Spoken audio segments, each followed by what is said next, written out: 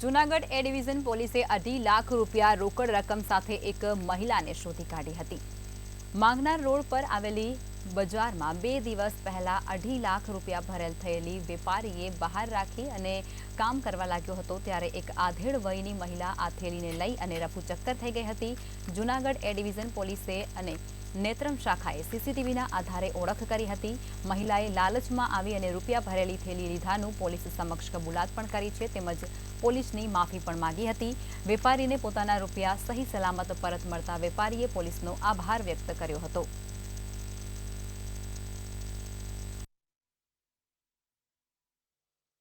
અને ત્યાં ઘરાકીમાં જબલું ભૂલાઈ ગયું અને કસ્ટમર ભૂલથી જબલું લઈને વયું ગયું અને તે દરમિયાન અમે એ ડિવિઝન આવ્યા અરજી કરવા અને અરજી કરાવી।